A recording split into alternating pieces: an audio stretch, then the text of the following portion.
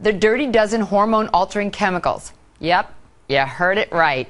The dirty dozen chemicals that you could be ingesting. How do you know if you are? Where are they? How do they alter our hormones? And what does that do to our health? And how do you cut them out?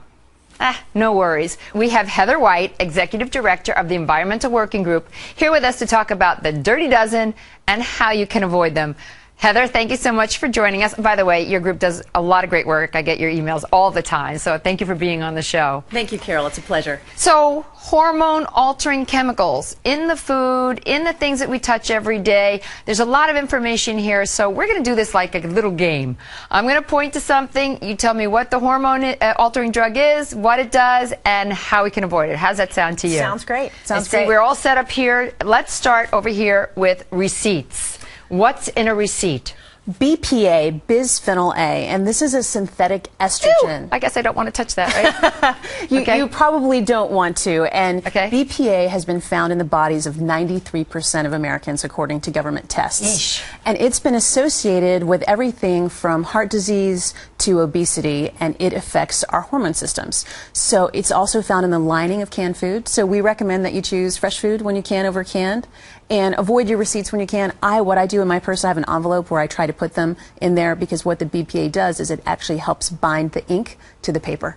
So they can't avoid it, so you have to avoid it. Yes. All right, this is a big one. This is regular old tap water, drinking water. I have all my friends who say, I love New York City tap water. And I go like, are you kidding me? But now you can tell them because they don't listen to me. What's in it? Well, it depends where you live, and we've got a great resource on our website, ewg.org, where you can find what the water quality... Say that again slowly. EWG.org, okay. which stands for Environmental Working Group. Mm-hmm. And you can look at what the tap water quality is in your area by zip code. Okay, so what is in public drinking water? Well, what we find three really important hormone-altering chemicals in public drinking water. Those include atrazine, also perchlorate, and we also find arsenic as well. So with atrazine, what this chemical does, it's a herbicide that's used on a lot of corn crops, which means that it's been in a lot of the water from agricultural production. Okay. And studies have shown that low levels of atrazine have turned male frogs into female frogs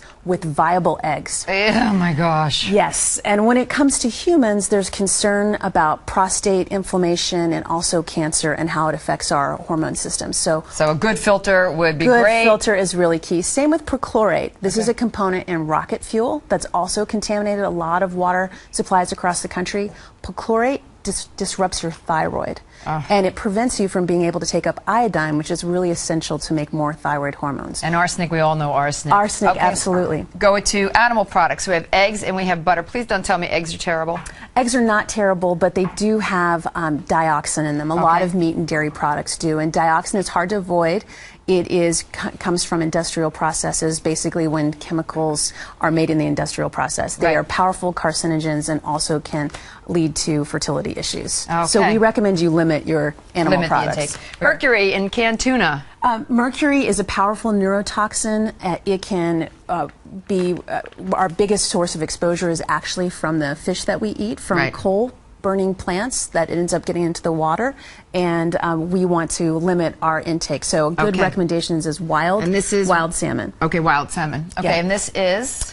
These are phthalates that are often shampoo and body washes. Okay. Shampoo and body washes. Phthalates, which also can interfere with your hormone system and cause infertility issues, as well as disrupt your thyroid. We recommend that you go for fragrance-free, and we have a great resource called Skin Deep. It's an app where you can look for phalate-free. And you have raw essentials on there as well as RMS Beauty. Okay, fire retardants. Fire retardants, unfortunately, are everywhere. Is this like memory foam? Exactly. They're in all kinds of different foams, especially foams before 2005. Yeah, before 2005. They're in all of our bodies. They're even found in breast milk. They also disrupt the thyroid. You got to avoid that. With neurological development. Lead in lipsticks. Don't tell me because I'm wearing lipstick. I know. Of and course it's not RMS because I was using what they had here. Yes, of course you can use lipstick, but FDA and EWG have found that there's lead in really bright red lipsticks, and there's no safe level Red's my least favorite, so don't wear red. Yeah, also drinking water is another source of lead contamination and lead paint. So okay.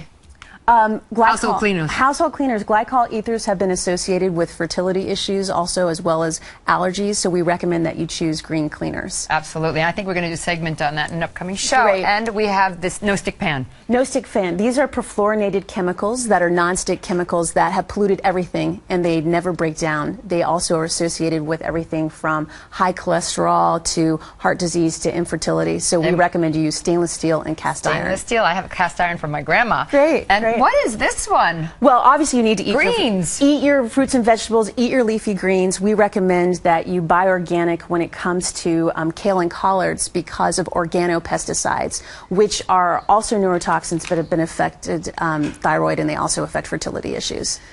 Goodness, thank you so much for telling us this. You also have a book that you can get online, right, at the EWG.com. .org, sorry. We're a nonprofit research organization. Okay, perfect. So you can get that and have it in your hand. Absolutely. Thank you so much for joining me, Heather. Thank you, Carol. It's a pleasure.